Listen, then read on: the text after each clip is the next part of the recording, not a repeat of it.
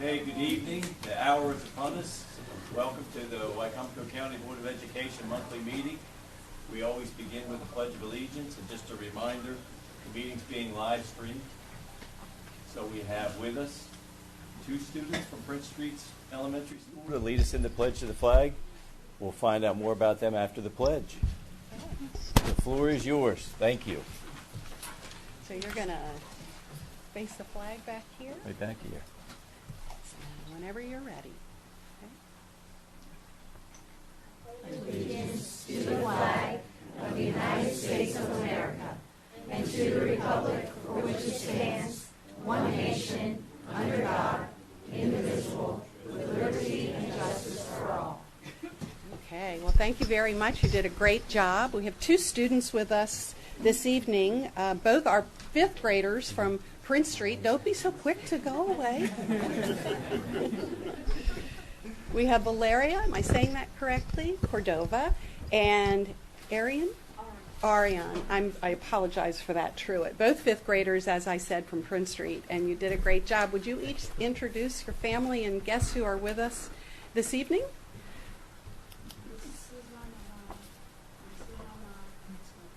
Oh.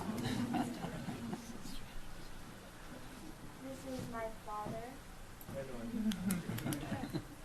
Thank you all very much for bringing them this evening and allowing them to join us for a little bit. And I have for you a certificate. Graduation. Coming tonight. Mrs. Saylor wants to take our picture together. Mr. Miller's here with us too.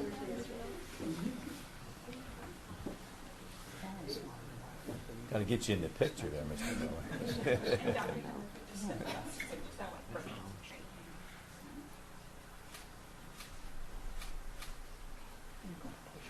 Thank you. Good job, guys.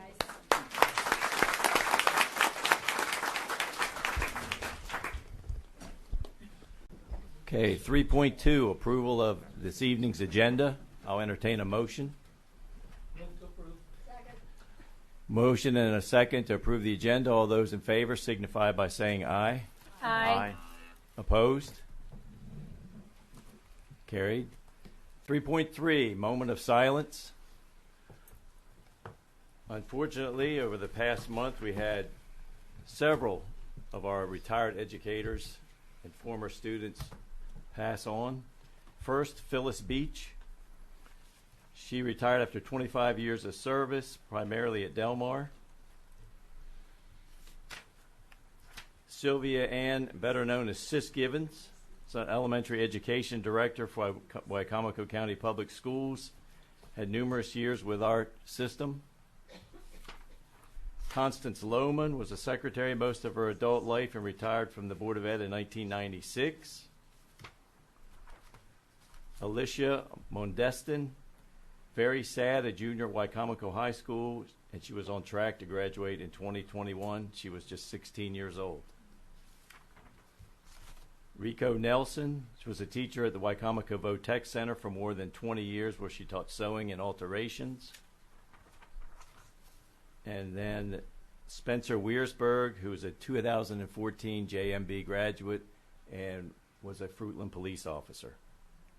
So please, in your own way, take a few moments of silence in remembrance of these folks.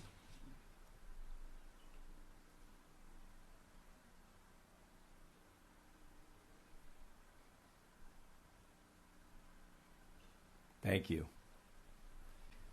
3.4, one of the best parts of our meeting every month. The student representatives reports to the board. Seated at the board table tonight is from Parkside High School, Gavin Dennis. What's happening at Parkside, Gavin? Thank you, and good evening and Happy New Year's to everyone. Parkside wrapped up their year with multiple accomplishments, of which I'm glad to report. First, Parkside held our freshman State of the Union, which spoke to the importance of the attendance policy and class representation. Parkside hosted the Holiday Wrestling Tournament, and we are glad to report that all teams showed sportsmanlike conduct throughout the match.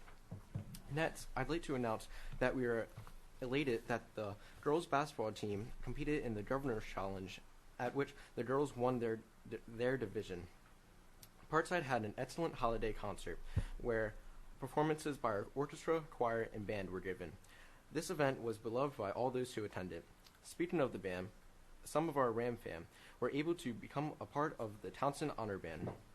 At this event, students were able to see what college life was like. They saw what their future might hold by playing with students of the same instrument. This event concluded with a concert where students from all across the region were able to play and share good times. Next, our baseball team held Operation Teddy Bear. The team assisted the patients of the Holly Center to load into Purdue trucks. I'd like to announce that 2 members of our football team played for Team Washington in the Crab Bowl. Congratulations to Mike Collins and Elijah Bivens in attending this event. I am proud to announce that 3 of our choir students will represent Parkside in the 2020 All-State Chorus Ensembles. John Schmuff, 9th grade, Abby Cuesta, 10th grade, and Angelita Vaughn, 9th grade. Finally, an upcoming event that Parkside will hold is the Promise Prom, where girls across the county can come with a valid ID to pick from over 800 dresses, for which will be free of charge. Thank you. Thank you, Gavin. From James and Bennett High School, pinch hitting for young Julie is Owen Black. Welcome, Owen.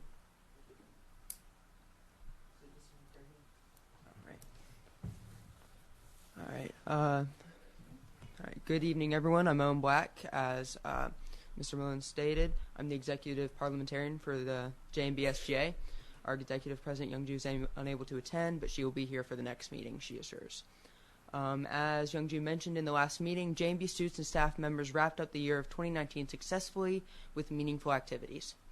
The WEO Club members honored veterans who laid rest at Arlington National Cemetery on December 19th. Despite the prospect of having to wake up early in the morning and walk in the cold weather, many students volunteered to go to the cemetery and place a wreath on each veteran's grave. On the same note of honoring, one band member's mother, Alex Yalavera, her mother died, and more than 20 students and 3 teachers left school excused to go support him and his family. After all this, many students left for winter vacation, took well-deserved rest. Meanwhile, our Lady Clippers basketball team participated in 6 days of the 2019 Governor's Challenge and won, beating Kips 74-30 and Largo 79-55. Furthermore, Makara Hansen scored her 1,000th point as a junior during the match on January 1st. This is a huge accomplishment and shows the hard work she and the team have put in this year. The Bennett student body is very proud of them. Another point of pride for the school has been the wrestling team. In the New Year Brawl Wrestling Classic, JMB wrestler Micah Reddish placed first, Troy Gibson finished in second place, Eric Ward finished in fourth, and Brian Kinzer and Darren Fosk placed in fifth. Our lady wrestlers are making significant progress as well, and the sport of wrestling has been well represented by our school. Rock and Roll Revival has also begun. Vocal practices are every weekday, and band practices have taken place on every weekend since the new year. As the drummer in the show myself, I assure you that the show will not be one to miss. Academically, JMB is doing amazing. Our mock trial team began to compete with other schools last weekend. They met to compete at the courthouse and won 2 decisive rulings over the Salisbury School. Lastly, our staff is continuing to work hard at keeping students in class and out of the halls, all while delving into the lives of said students who experience troubled home lives. And despite our recent staffing issues, JMB is thriving. Students are putting in the work and the time into their academics and their passion that are needed and are repeatedly coming out on top. As a result, 2020 is looking to be the best year yet for James and Bennett. Thank you. Thank you, Owen. From Mardella High School, Tiana Staten.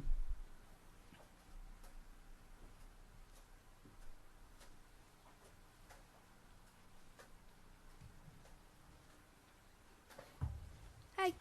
Hello. All right. Good evening, everyone. I hope your day was well. At Mardella, we've charged into the new year with the goal to be kind. We've recognized that a little kindness goes a long way, so we've dedicated a week to it. Similar to a Spirit Week, our Kindness Week has themes for each day, ranging from Give a Compliment Day to Be Your Brightest Self Day, where you wear the brightest clothes you can. Our mission is to create a kinder environment at our school. Last week, our SGA hosted the Student Leadership Committee. Members of the SGA were able to take part in this event and learned what it truly meant to be a leader. They learned about the importance of having and upholding core values. The students then addressed what they felt were the biggest strengths and weaknesses of their schools, and they broke into action groups to find solutions. The overall experience was positive, and the students were able to take a lot of lessons away from the day. Sports-wise, our teams are all working their hardest for the upcoming events such as Baysides. Our basketball team is coordinating to crush the competition and continue working towards their wins. As far as the arts go, our band is preparing to host the All-Star Auditions on January 25th. We'll be host to tons of talented musicians from all over the shore as they audition throughout the day. Our band is also working hard to prepare solos, duets, and other ensembles for the District Solo and Ensemble Festival. Next, our school is preparing for this year's musical. Mardello will be putting on Newsies this spring, a production that the students are excited to work on. And also we're deciding what we're going to play at Apple Blossom this week. And lastly, our SGA is beginning to plan our annual talent show. This year, we're combining the show with our Pasta Night fundraiser to raise more money for the Pasta for Patients organization. I'll keep you all updated on the process and the progress of the event, but I hope to see you there. Thank you. Thank you. From Wicomico High School, Reese Chang. Welcome.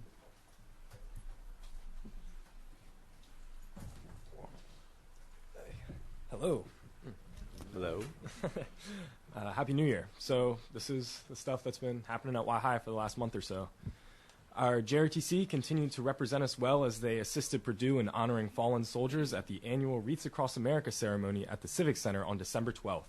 The program also earned second place overall at the Dover High School Drill Competition on January 11th. We are very proud of the JRTC and all the honors that they continue to bring back to Y-High. On December 17th, we held our Academic Achievement Awards for the first semester. Students received awards for maintaining a 3.5 weighted GPA in honors and AP classes. Over 130 students and parents were in attendance for the refreshments that were served, and for the awards, but refreshments also. Y-High's very own Karina Ramos Vega won the Play It Safe Art Contest. This is a contest held by the City of Ocean City alongside the Worcester County Health Department. Her design will be printed onto brochures, T-shirts, billboards, and more to represent Ocean City. Karina was also the runner-up in the Maryland State I Voted sticker design for 2019. Her design was narrowed down to one of 2 out of 600 designs submitted from around the state. Daniel Davis will be representing Wicomico County as this year's Maryland Student Page. He will have the opportunity to sit in on legislative sessions in Annapolis in weeks 3 and 9 of the 13-week agenda. Our basketball team has jumped out to an 8-0 start on the season and are showing no signs of slowing down.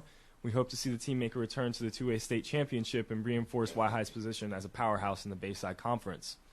Also, board members, I don't know if you guys saw, but it was awfully foggy on the way here. I'm not calling for a fog delay. I'm just saying something to think about. Thank you. Okay. Great ending. I like that. Okay, thank you, students. And as always, the board very much appreciates all your comments and all the time you put in to give us updates on what's going on in your various schools. 3.5 is the public comment section of our agenda. This evening we have 4 individuals that desire to comment, so I am obliged to read this. The public comment section of the agenda is an opportunity for the superintendent and board to listen to individuals' comments on topics concerning Wicomico County Public Schools. The board chairman has the right to limit public comments in length or those concerning personnel or student matters which clearly identify an individual or individuals, appeals or legal matters that are before the board, negotiations and topics that are more appropriately addressed in closed session or privately with a staff member. And I'll add to that, the board is here to listen to all your concerns and ideas this evening. We won't respond and we won't act tonight, but we'll take notes and take under advisement what you have to say, and where appropriate, we'll get back to you at a later time. But we appreciate you taking the time to come speak to us. So we'll begin with Grace Ackley. Her issue that she wants to address the board on is student member of the board. Miss Ackley? Hello? That's fine. We'll wait.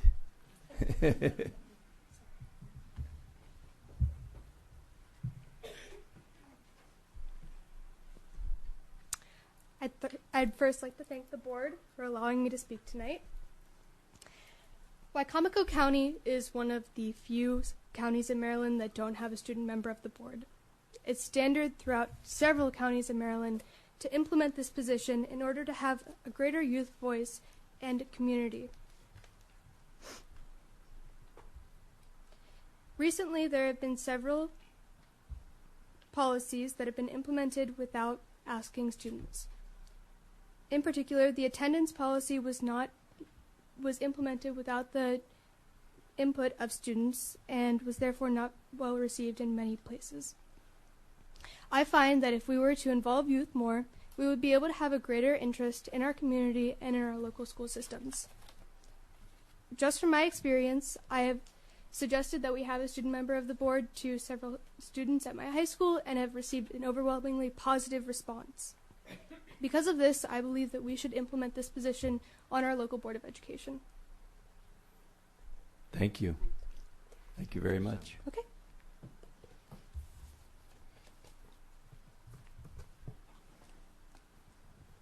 The next individual desiring to speak, and if I pronounce your first name wrong, you correct me, Aisling Nay, and also student member of the board.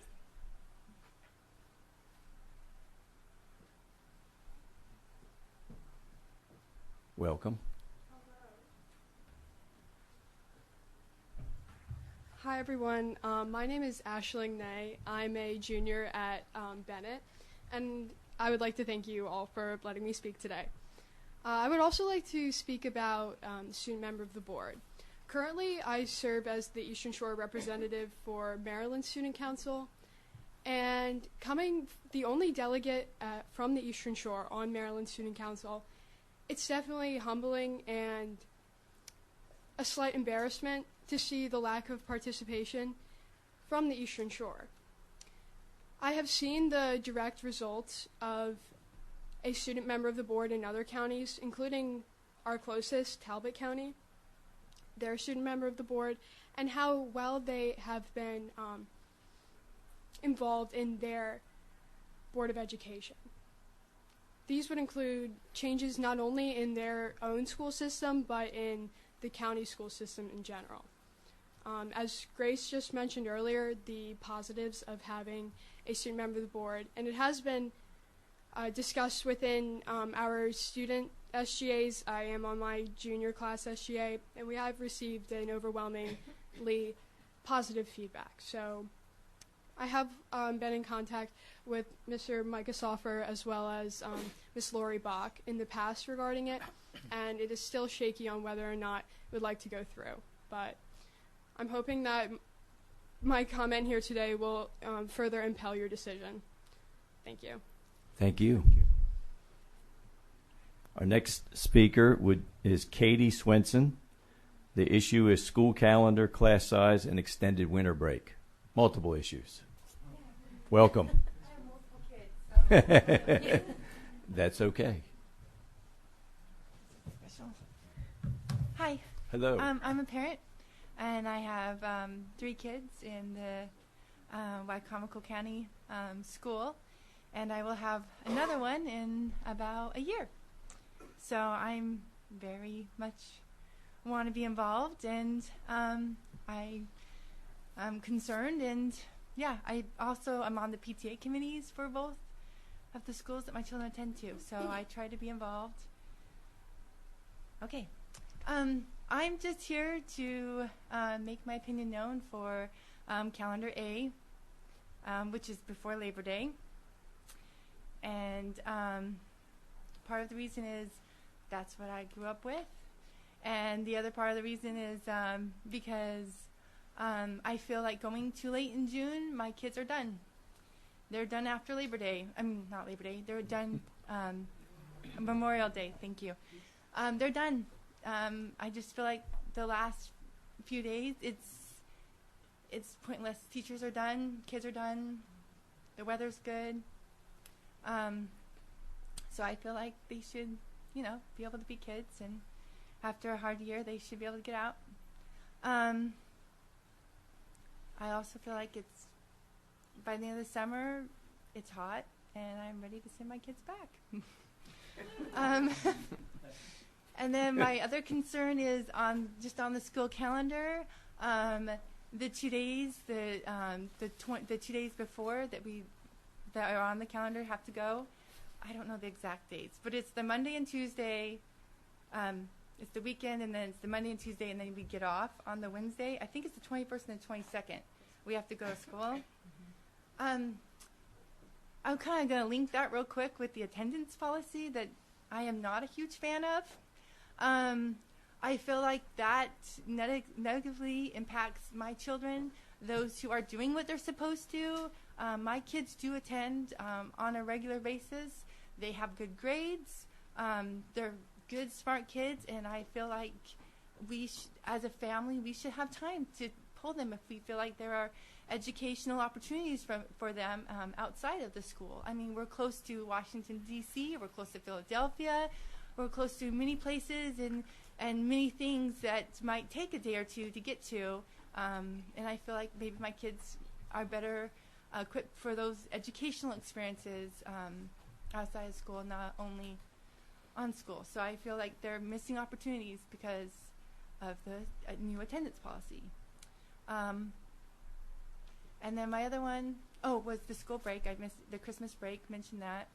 I think if you're so concerned with the attendance policy and kids attending school, you're going to be hurting sending your kids the 21st and 22nd. People are trying to travel. I have several friends and acquaintances that live outside the country. If my family, if we were ever wanting to go home, I live in Utah. My whole family is from Utah. That's not something that you just, hop over for a night flight. That's several weeks, a couple weeks at least. And my other one, just really quick, I'm sorry, I know I'm taking a few minutes. But the other one is class sizes. My kids are one of probably close. My one is, he's one of 29 students. That's a lot. That's a lot of kids. I think that number kind of speaks for itself. I don't think I need to go into why that is not great. My other kid is one, I think, of 27. One of their desks, they've made it cute. They're the island, and everybody wants to be in the island, but they can't even fit that many desks in there because there's so many students. And I know the teacher is feeling that's a lot of kids. Yeah, how can we educate them with such huge class sizes? I have one that has special needs. How is his needs being met if the class sizes are so huge and everybody has their individual needs that need to be met? And I'm sure there's a lot of needs out there. So that's it. Thanks for listening. Appreciate it. Thanks for being here. Yes, thank you. And our last speaker is Joan Smith. She wants to talk about Kerwin/salaries. Welcome.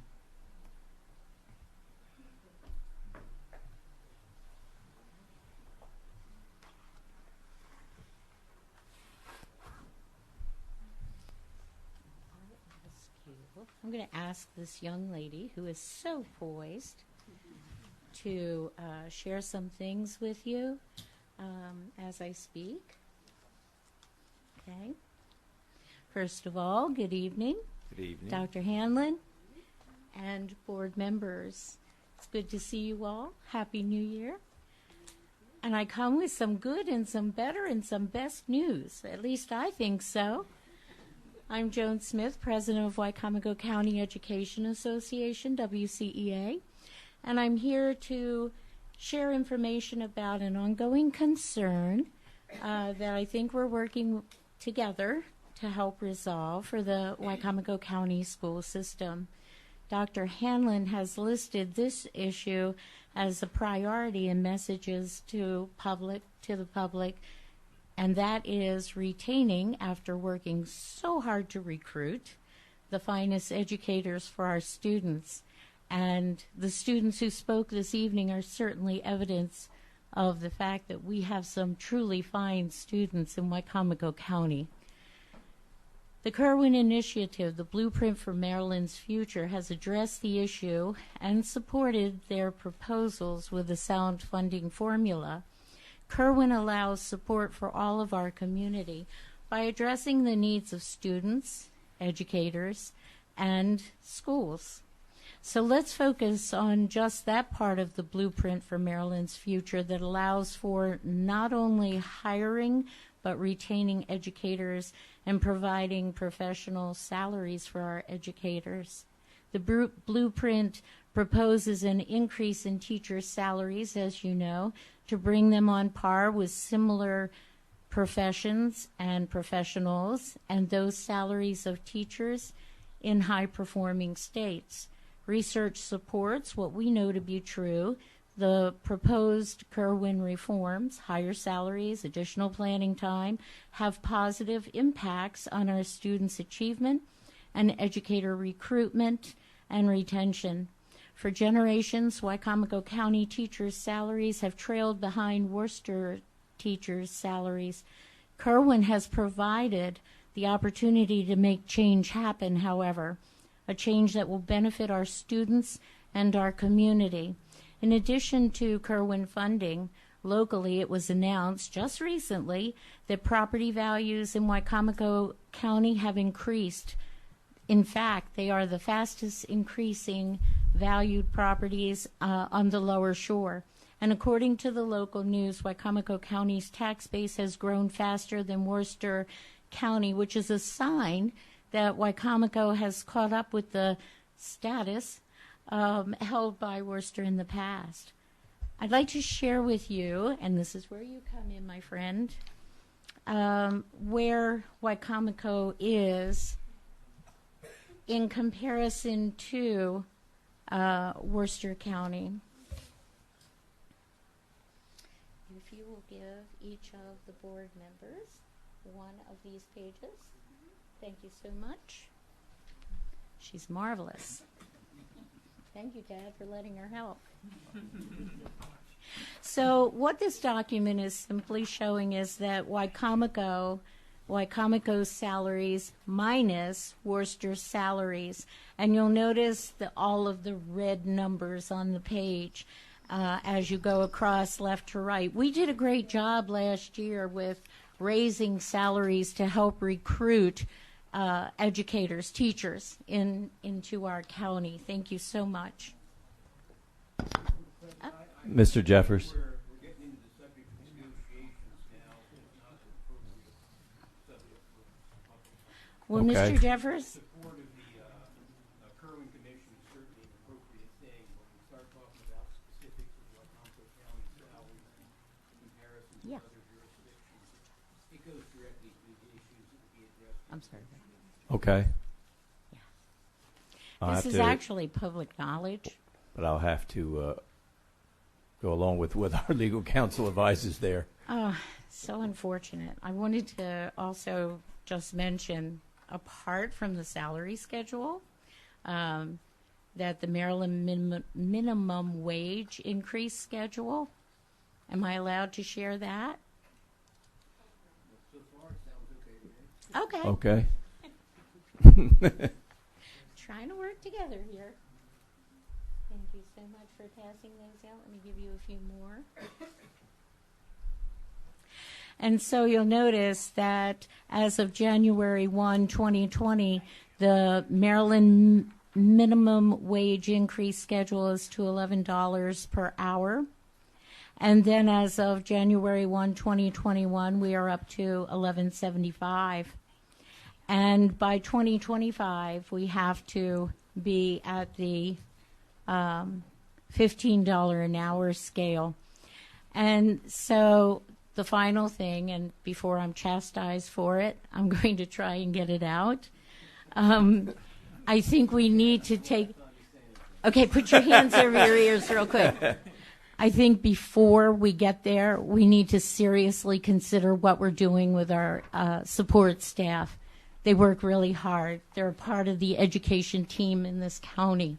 And we have got to follow this guide. And if you look at that schedule...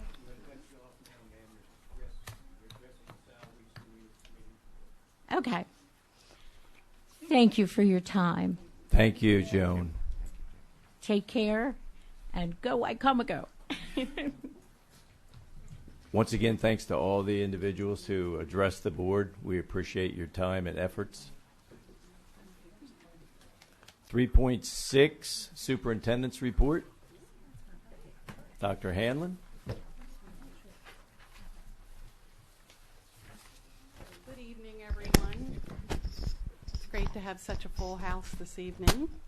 I want to we have a few usual things as part of the superintendent's report, but the thing I want to spend the most time on this evening is just giving everyone an update on the work that has been ongoing since mid-November of the Youth Safety Task Force. This is a task force that was created by 4 entities in our community beginning in November. We've met 4 times now. The organizations are the school system, the sheriff's office, the state's attorney's office, and the Department of Juvenile Services. And we have had 4 very productive meetings that have led to very specific strategies that we are implementing, and I'm going to share some of those with you in a few minutes. But I think one of the things that has been most beneficial, and I will steal these words from Sheriff Lewis, is that there have been unprecedented levels of collaboration and cooperation among our entities.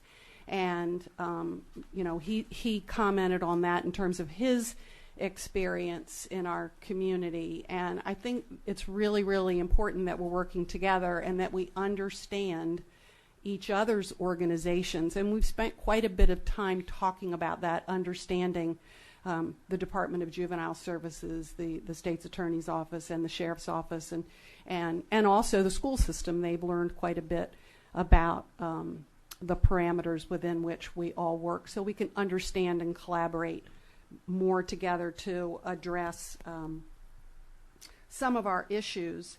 I would be remiss if I didn't remind everyone that the vast majority of our students are doing the right thing in our schools, as we've seen tonight. We have excellent, awesome students in our school system, and we're really talking about is the 1% to 2% who are not complying, and so we're coming together to determine what are some additional actions that we can take together as a community to address some of these concerns. So I'm just going to go down a little list that we brainstormed as at our last meeting to be able to share with the community as an update.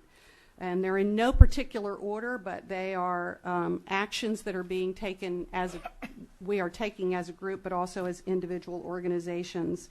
There has been additional training. We already train our school resource officers, or they're already trained to be school resource officers, but there's been additional training for our school resource officers with a specific focus on investigative techniques unique to school-related incidents.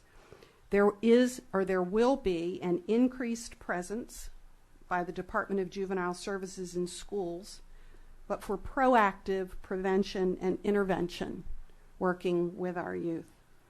Ongoing training and communication with school administrators. We already do that, but we will continue to be working on individual situations in schools. I know our Director of Secondary Education, Mr. Brady, works very closely with our secondary administrators, and in some cases has recommended some structural changes within the schools that will help support positive climate, additional intervention supports for students. Again, we work very hard at communicating with our school administrators on a daily basis on the effective implementation of the Maryland guidelines for student discipline. Understanding the proactive and preventative nature of increased presence of the Department of Juvenile Services, again, in our schools, and then working with law enforcement along with their training on effective investigative techniques unique to school-related incidents. So a lot of things that we're doing there together. The Sheriff's Office has planned for, designated a specific detective within the Criminal Investigation Division from within his office to work as a liaison for school-based investigations. And what this will do is if we have an incident in a school, it won't take our school resource officer out of the normal being with students during the day. There will be a specific investigator who will work on particular incidents. Recognition of the need for greater parent engagement, accountability, and collaboration with agencies in dealing with youth-related matters. A newly appointed juvenile prosecutor in the Office of the State's Attorney's Office. Ms. Eugenia Hull, has unique experience and expertise in working with youth and is working very closely with us as a direct point of contact with our school resource officers and parents and students and staff on safety issues. Full-time hall patrol positions have been added in our secondary schools, providing a greater adult presence to ensure that students are in class when they should be and are fully supervised when they are in the hallways. Reinforcement by school staff of appropriate and allowable use of cell phones in school, where they may enhance instruction in the classroom, and responsible use of social media. A greater network of student support in our schools through additional social workers. We're already, as you know, have implemented that this year, social workers, school psychologists, and guidance counselors. Exploration of effective education options for our 18-year-old students not thriving in the traditional high school setting to keep them on track to complete their studies in alternative settings. And expanded availability of alternative education pathways for high school students both inside and outside the school system to prepare students for college and careers. So that's a lot that we've been working on, and I just can't emphasize enough how much I appreciate the cooperation and the support of those other entities that I've mentioned. Our work is ongoing, and we will continue to update the community as we develop additional strategies or we evaluate those that we are currently putting into practice. I know that often or sometimes the community gets frustrated when we have incidents in our schools that we cannot share a lot of detail on, but that's for student privacy rights. And when we can, we will, but we have legal boundaries within which we have to operate.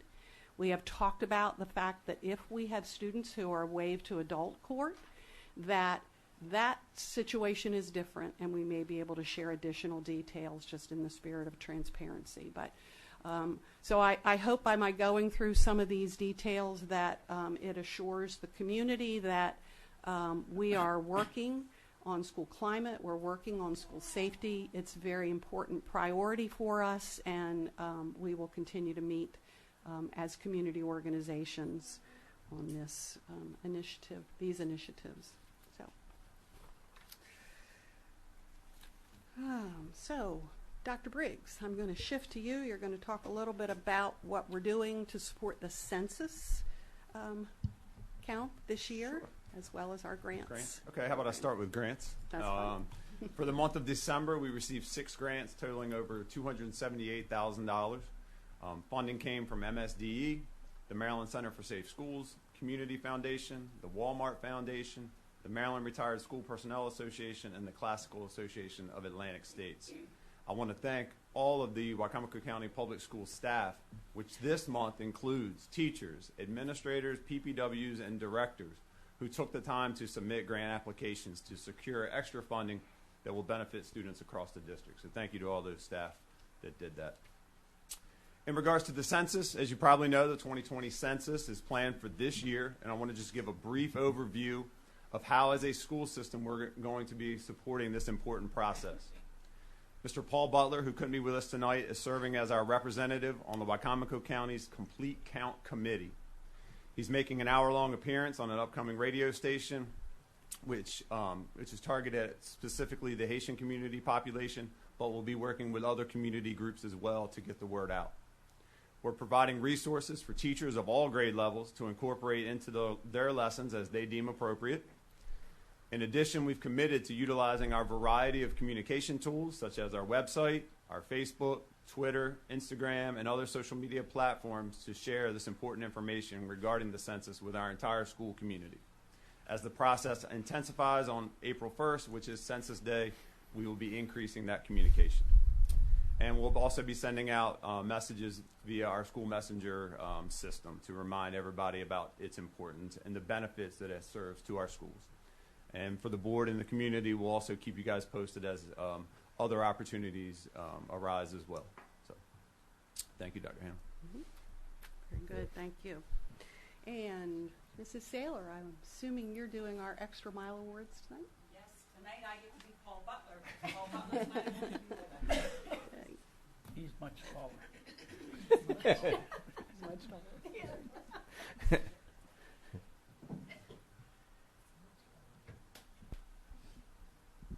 It's green. Okay. All right. Well, I'm delighted to be able to be here to announce the Extra Mile Award winners for December. These are people who not only do their jobs, they go way above and beyond, and they are recognized because others have nominated them. So our first one is Shanita Harris, and I'll ask her to come forward while we talk a little bit about her. And the people who nominated her were Melissa Eiler and Christy Briggs. They wanted to see her get this recognition, and this is why.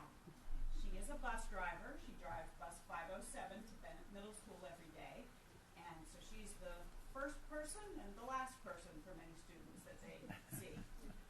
Every day she greets the children on the bus with a warm smile. She always has a reassuring wave goodbye for the parents as she pulls away, and she makes a special connection with each child on her bus. For example, when there was a student who missed a week due to sickness, she called to check on the child, saying she was just worried about him. If she notices that a child has to walk home without a friend from the bus, she'll make it a point to text later to make sure that the student made it home safely.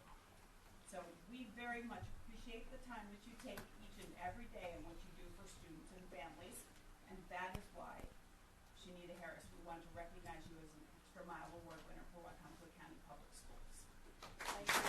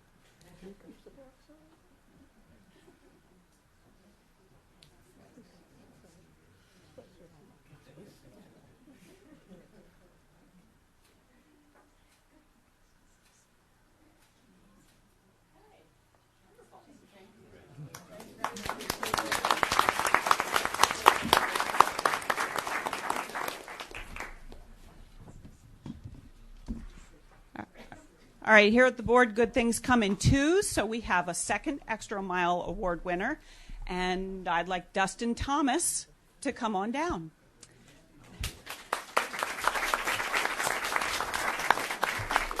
And his nomination started with Mona Short at Prince Street Elementary and then was carried on by a number of other staff members who all wanted to see him get this recognition.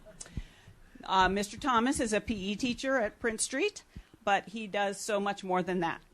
He devoted an incredible amount of time and energy to the Rhythm and Roots Squad, which is an after-school group that has opened doors for many Prince Street scholars who need a safe and creative outlet to express themselves. So there were many hours in, I'm guessing, November and December to prepare for participating in the Wicomico and Salisbury Christmas parades. And the kids and the staff members and the parents, I think, had a great time. They won first place at the Wicomico parade and the Grand Marshal Award, which is the top award in the Salisbury parade. Additionally, he wrote multiple grant applications and was awarded funding from the Community Foundation to build a recording studio in the school. And he also volunteers his time to coach the Nothing But Net basketball team. Do you do anything else in your free time? No, okay. So all in all, Dustin Thomas, you're someone who selflessly goes above and beyond and makes a difference in the lives of the scholars at Prince Street. and you're extremely deserving of this December Extra Mile Award.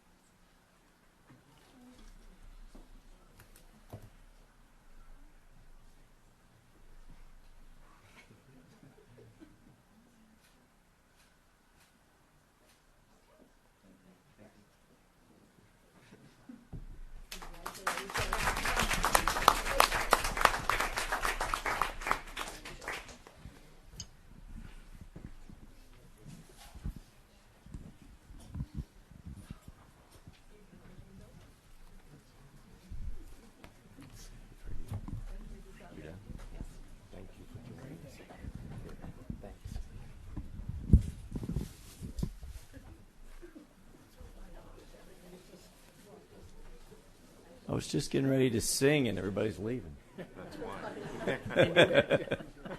Maybe I could try out for Rock and Roll Revival next year. Okay, 4.1, approval of open session minutes. I'll entertain a motion to approve the open session minutes from our December meeting. Second. A motion and a second to approve the last open session minutes. All those in favor signify by saying aye. Aye. Opposed? Carried. Okay. 5.1 through 5.8 are our consent items. Hopefully you had time to review those over the weekend or last night or this morning. And 5.9, you'd be ready to approve those unless there's questions. No questions from the board. I'll entertain a motion to approve the consent items. Move to approve. Second. All those in favor of approving the consent items signify by saying aye. Aye. Opposed? Okay, carried. 6.1.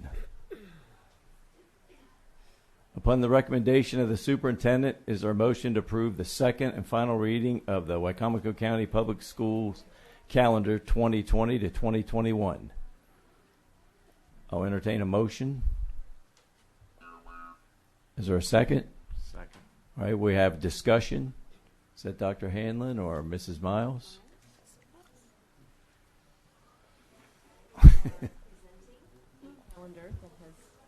I'm sorry. Can you use Mr. Jeffers' microphone? Though they share a microphone. Yes, Sorry. we do. Bless your heart. I'll let the calendar come up here. And if we could scroll down just a bit. We are presenting a calendar for consideration and for second read. This calendar takes into account the feedback, and we are extremely excited about the feedback. Over 1,680 responses from the public in the voting and over 400 written comments that were shared. So we want everyone who provided that feedback to know that it's very valued and very important to us. The calendar that you'll see displayed at this point in time will reflect the consideration of that feedback. As you can see in December, this includes a winter break that starts on December the 21st. That is a revision from what was originally presented in the post-Labor Day calendar. And it was the post-Labor Day calendar that did receive the greatest response for favorable, I don't want to say votes, but favorable responses from those who completed the survey. Excuse me. So there is the change in the winter break. This does have school ending on June the 15th for students, with partial days as indicated by the our term apricot. That was a color fond to someone on our team. By the apricot coding or shading, you'll see partial days on the 11th, the 14th, and the 15th of June. This also has an adjustment from the previous presentation, again, taking into consideration feedback, with the anticipated or planned for makeup days. If we can scroll down just a bit, scroll up, opposite direction, my fault, to look at the lower right corner of the calendar. Thank you so much. The inclement weather makeup days, as you can see posted there, would be presented as November 13th, February 1, February 15, and then June 16 and 17, keeping in accord with the requirement that 3 of our 5 would be presented prior to the June 15th date. Again, with great appreciation to everyone who responded, as well as great appreciation to everyone who helped to create the opportunities and the calendar as it is presented. And I'm going to share what a person much wiser than me shared. Without a calendar, there is no tomorrow. So we're very excited to present this. Thank you, Dr. Briggs. I have to give full credit.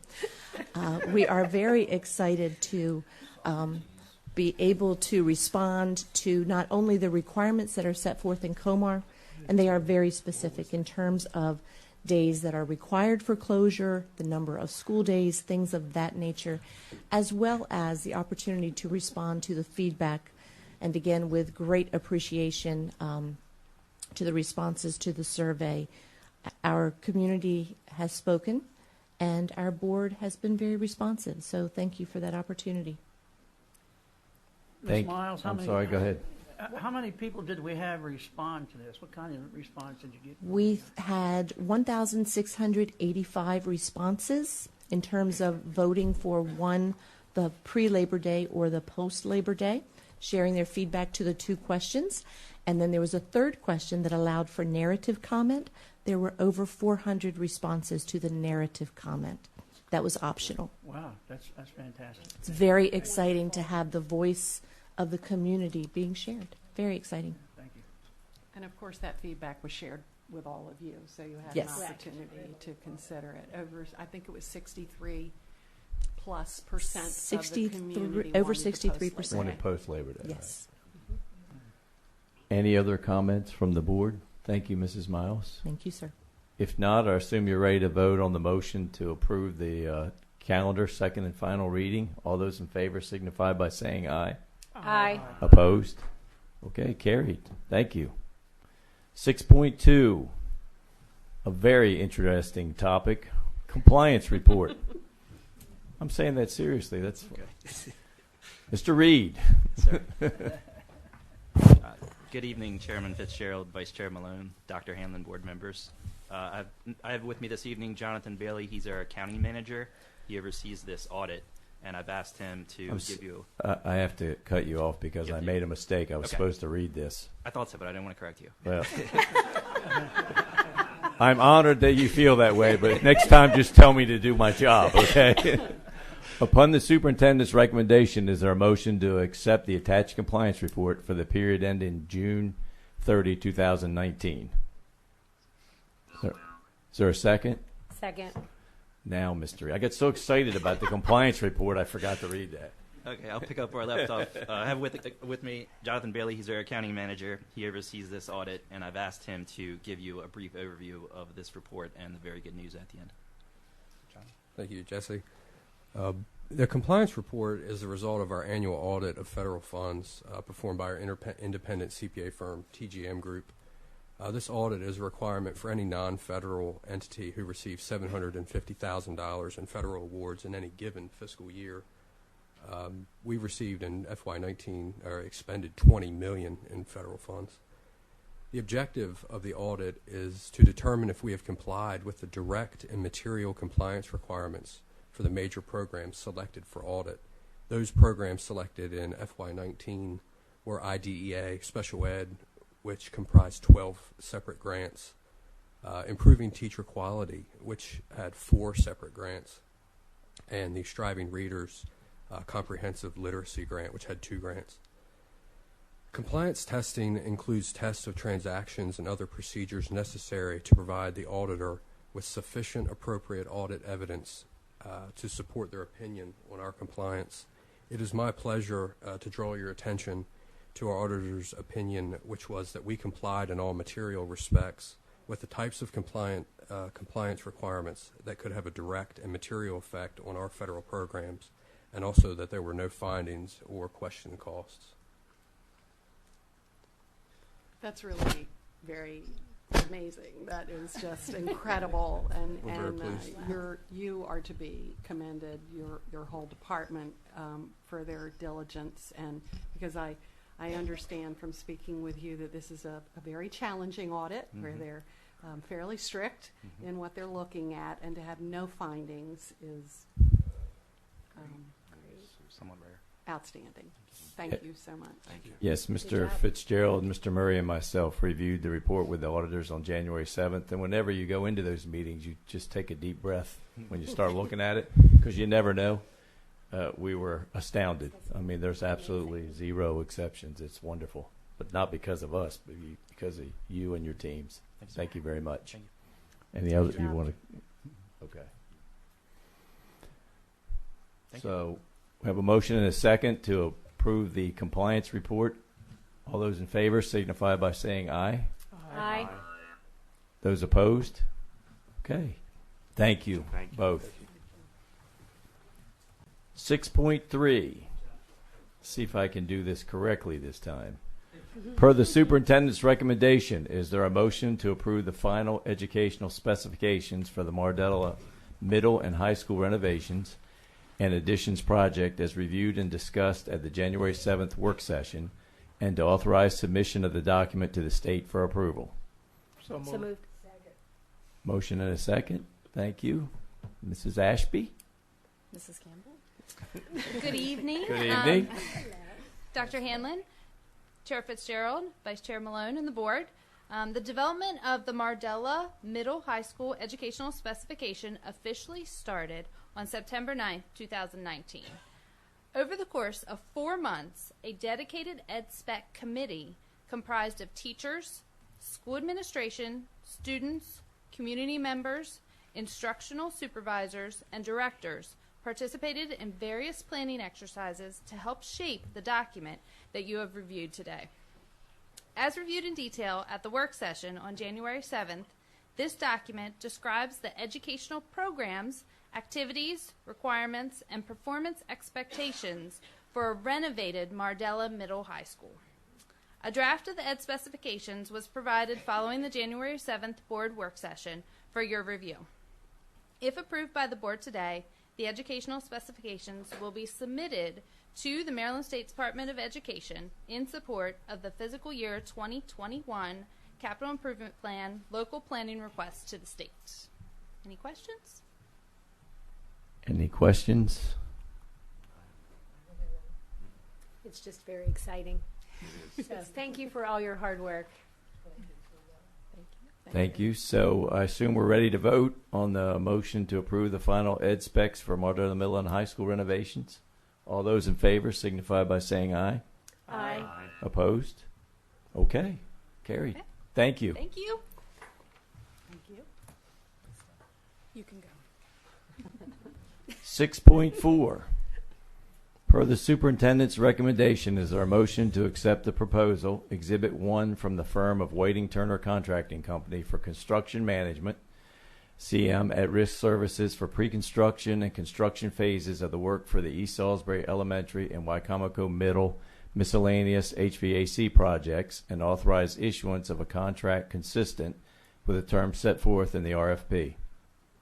The final contract shall be in a form acceptable to the superintendent and board's legal counsel and include all contract documents, general conditions, and supplementary conditions of the contract, as well as the final agreed upon negotiated terms of the contract. Request is also made to authorize issuance of a notice to proceed, the NTP, to the CM firm to begin work on the pre-construction phase of the contract. Is there a motion to accept the proposal and authorize the work as indicated? Is there a second? Second, thank you. Mrs. Ashby? Good evening, everyone. Thanks for having us.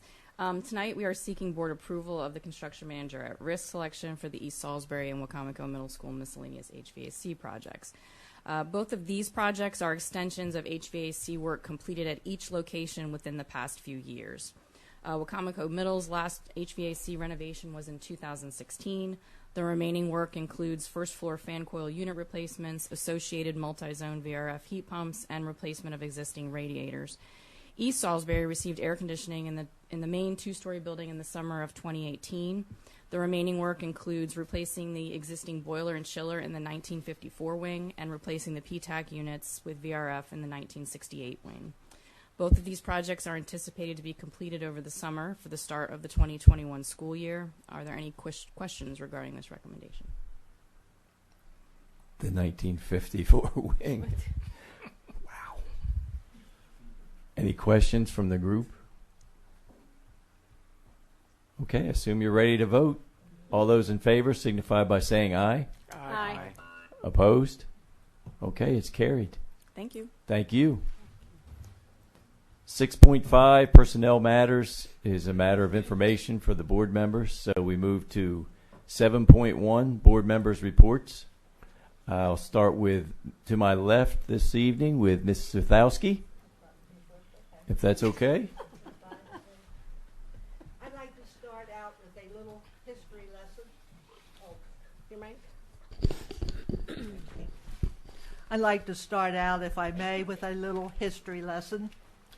Back in the 1940s, 50s, and late into the 1960s, we had the privilege in Wicomico County of having a music teacher by the name of Mr. Granville Igler.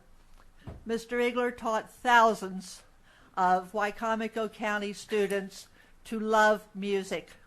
All genres of music. I can remember grand opera, show tunes, folk music, and even the fight songs of major universities. Now I want to fast forward a little bit to the James M. Bennett High School Band Concert on the 19th of December. The band director at James M. Bennett High School is Mr. Doug Miles. Now, how is this connected? Mr. Doug Miles happens to be the grandson of Mr. Granville Igler, and he had on his grandfather's cufflinks the evening of the concert. Mr. Igler always gave to us a review of every selection that we listened to so that we understood what we were going to hear. That evening, sitting in J&B Auditorium and listening to Mr. Doug Miles, I almost felt I was back in his grandfather's classroom. Each selection that he introduced to the group, he gave detailed information on the selection that we were going to hear. And it was a wonderful experience. A lot of people do not know that Mr. Miles was Mr. Igler's grandson. I had the privilege of attending the Pinehurst Christmas program, standing room only. I attended Pinehurst School from grades 1 through 6. I don't ever remember seeing that many people in an auditorium. It was wonderful, and it was the first and second grade chorus and the drama group. I went to the Reefs Across America at the Wicomico Youth and Civic Center, the Chamber of Commerce event at the Ward Museum. I also went over to the Salisbury Middle School on the 14th of December for the first Lego League tournament, the work session with the county council. And I went to as most of you know, I do a lot of volunteer work at the Ward Museum. And on the Saturday before Christmas, we had our annual Winter Wonderland. I spent 5 hours there volunteering. We had over 500 in attendance. It was extremely successful. And it was kind of slow this month because school was closed for 2 weeks. I had a lot of extra time on my hands to clean kitchen cabinets. We got to get busy. Thank you. Mr. Brown? Over the holiday season, I attended the Governor's Basketball Challenge over at the Civic Center. And it started back in 1987 or something with Butch Waller with only 4 teams. It's now grown to 130 teams. They had teams there as far as north is Canada, and far west is the California, and far south is Puerto Rico, and a number of from the East Coast. It was very interesting to see the talent that not only around the country, but our boys as well. And this year was for the first time they even had girls.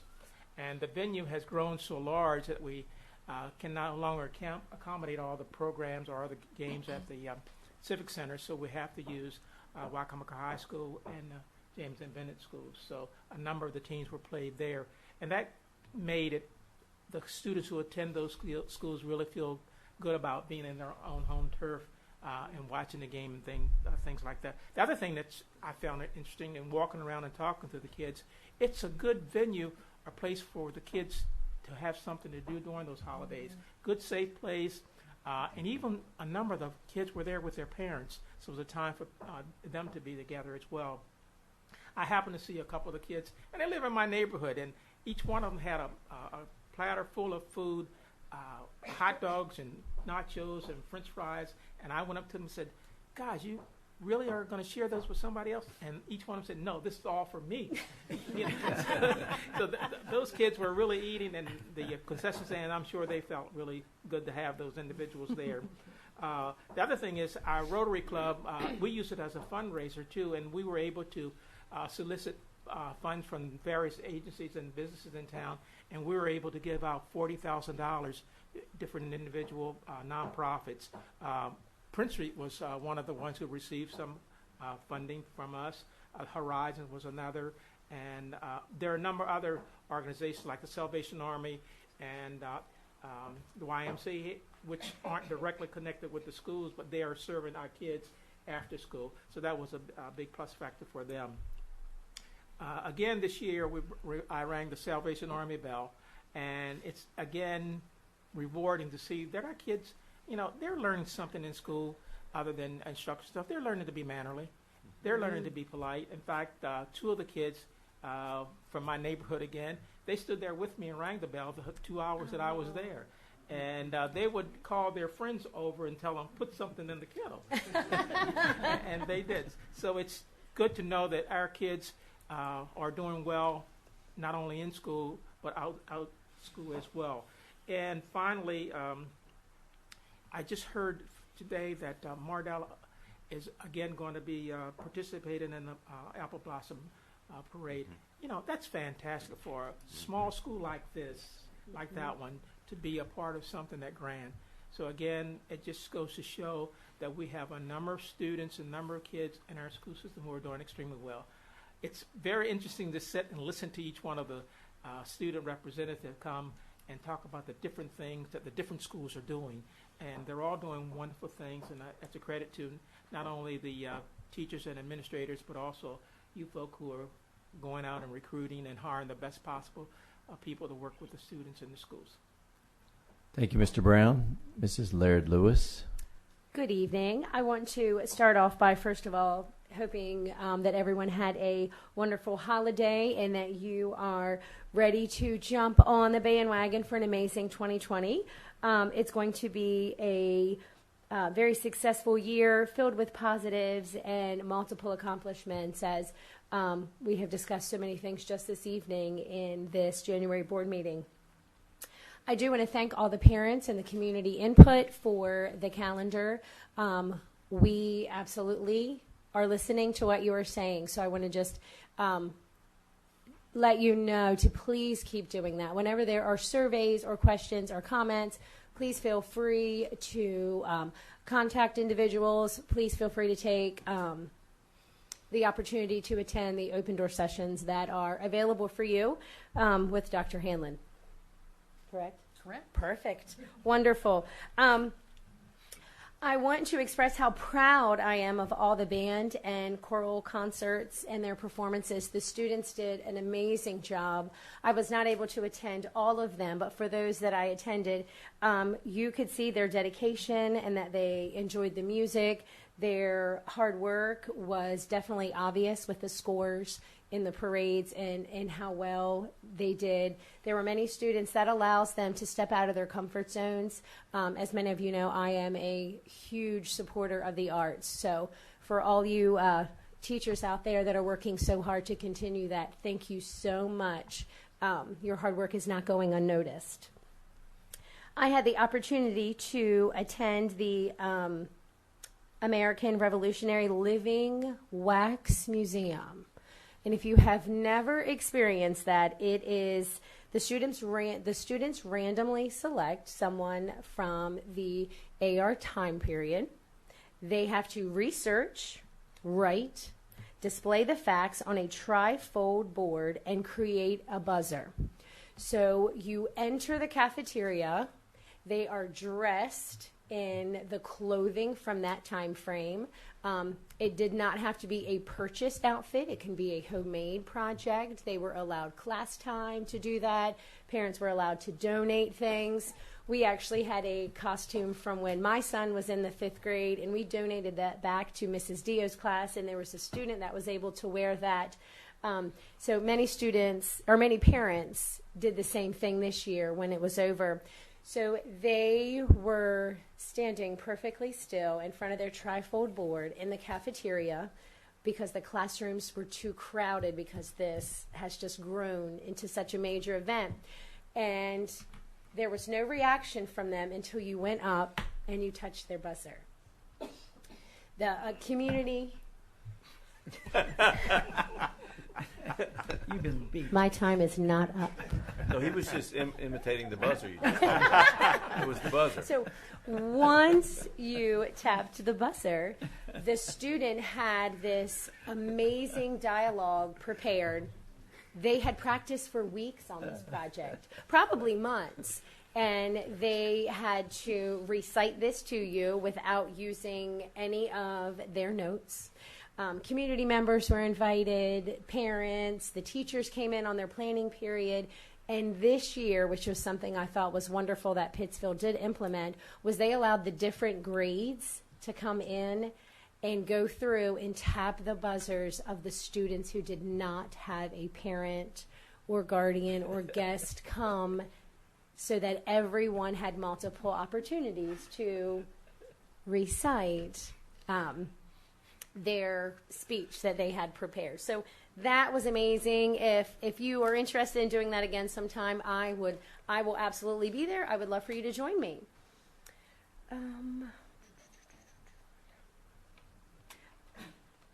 You guys are looking at me like I'm crazy. Okay, so my very last event before I enjoyed my much-due holiday break was I participated in the Rudolph's Barn, which is a PBIS incentive at Pittsfield Elementary and Middle School. The PBIS team reaches out to the teachers and parents friends, and whoever who would like to give those re-gifted items. So we take those re-gifted items and we put them on tables and we display a chart in front of them. We had them range from $1, $10, $20, $30, $40, and $50. And that, in turn, was not the dollar amount for the item, but it was the number of stamps the students had earned for displaying positive behavior throughout a specific time period. And I absolutely loved doing this event, and I wrapped and wrapped and wrapped for 3 solid days. Cutting, taping, it was amazing. The excitement on their faces when you allowed them to pick out the bags and the tissue paper and the ribbons, because they knew they were bringing something home for someone that they loved and cared for. And I know that some other schools do that. I highly recommend that if that's an idea the PBIS team wants to roll with, I am absolutely in total support with that. And I also want to express my dear sympathies to those individuals here recently around the holidays, and board members and teachers and the community who have lost their loved ones It's been an extremely trying time this holiday, and I just want you to know, myself as well as the board members, you're in our thoughts and prayers. So please reach out if you need something or if there's any way that we can give you any assistance. Thank you. Thank you. Wow. I'd call on you, Mr. Palmer, but she used all your time, so we'll move to Mr. Murray. No. Mr. Palmer, Wow. you're up. I don't have a lot to say. I do want to say it's great having Don back. He's learned how to use his devices here, and he's communicating real well, especially his buzzer. So that's coming in nice. He also has a little smart board that he writes things down on to help communicate, and I understand Carl Roll has been looking at that to see how he's doing. So he's doing a great job. Don, great to have you back. In December 9th's meeting, I had some comments that I had sent in an email out to the board members and department heads, and I'd just like to take this time to have it introduced into those board meetings minutes, just for the record. So I do have a copy for everybody, but I think you have it. Finally, I didn't do much over the holidays but stay home. I enjoyed a holiday at home so much. I spent 15 out of 21 years away from home during the Christmas, Thanksgiving holiday, and I simply love being home. And that's all I have to say. Looking forward to this year. Thank you, Mr. Palmer. Mr. Murray? Well, Happy New Year to everyone. And I'm going to keep my report a little brief. But I wanted to start out by, I really enjoyed, I was able to attend some of our schools' programs, and not all of them, of course, and their events and things happening prior to the holidays. They were absolutely outstanding. I just wanted to take a moment and thank our Extra Mile Award winners. I think that says something about all of our staffing in our county and what they put forward toward our students and our learning and things of that nature. And also, I kind of wanted to ditto a little bit on what Dr. Hanlon was sharing with you all tonight. I think she hit it exactly, every aspect of it, and things that we were talking about as far as the staffing and our safety, our grants and things of that. And in summing all that up, it takes all of us, and I want everyone to really listen to what I'm saying about that. It's not only our schools, it's not only our staff, and it's not only our students, but it's our community, our business leaders, our politicians, local government, state, and federal, working together at the same time to make happen what needs to happen.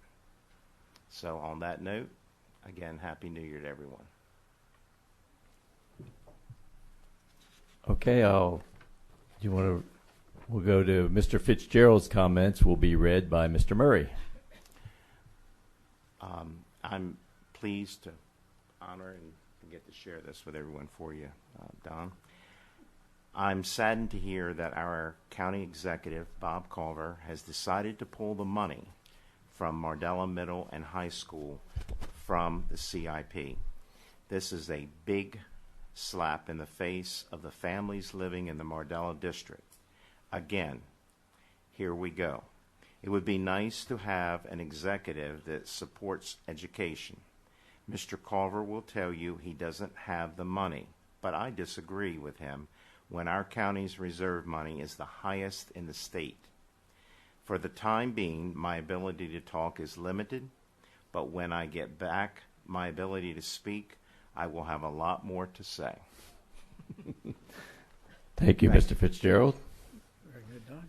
So during the month of December, celebrated the holidays like many of you. Came back to work last week, and you've heard this before, but I did junior achievement once again. I do that once a year. Mrs. Palmer's class and Mrs. Malone's class at Delmar Elementary, third graders, the Our City. The lesson is basically the 4 things you can do with money: save it, earn it, spend it, or donate. We reviewed that every day. Plus, you build buildings in the city. Once again, I'm taken back by how attentive the third graders are, how much they just take this all in. They have an understanding after the first day, and it's just amazing. And then equally as amazing is how the teachers can control the class, because I always thought that I could divide them into groups, which is what it tells you to do, and then once I would say to do it, there's 29 students running 29 ways, and she goes like this and says 2 words, and they're all in their 8 different groups. So I couldn't do it every day, but for 45 minutes a day, 5 days in a year, I can do it. But I don't know how any teacher does it every day. And again, it's a great experience for those of us on the board or in the public to see what they go through every day. And it's refreshing to be with the students every day. That's just the great part. On Friday, Mr. Murray and I attended an event at Somerset Technical High School with Peter Francho. The comptroller was there. Got to hear him speak and talk about a lot of things, including the Kerwin Commission, which I won't go into any more details, but he talked about that at length. So since it was a short month, I spent one of my days with a former colleague from another bank, and I love quotes, so this is a Vince Lombardi quote. And I think it's appropriate given we had a lot of passings this month, a lot of sadness. Some great people left this earth, some way too young. So the quality of a person's life is in direct proportion to their commitment to excellence, regardless of their chosen field of endeavor. Just as none of us have the same goals in life, none of us have the same path to those goals. Some people begin the journey with more or less than others. Some people have more or less support than others. Some people set ambitious goals, others set more modest ones. But what truly matters in the end is not how much money we've earned or how many accolades we've gained. What matters is how well we spent the time given to us. Life is an investment. If you put in all you have, you'll take out even more. So I would say all of us should commit to putting in all we have in 2020, and I know we will, and surely we and our students will benefit from this. So with that, thank you for your attendance, and we're adjourned.